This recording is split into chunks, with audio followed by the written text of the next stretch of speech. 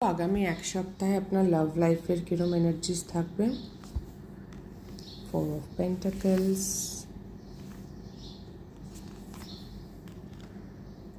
cleansing, maturity, 4 of Pentacles এবং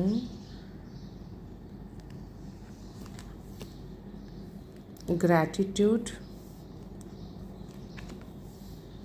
কার্মিক partner.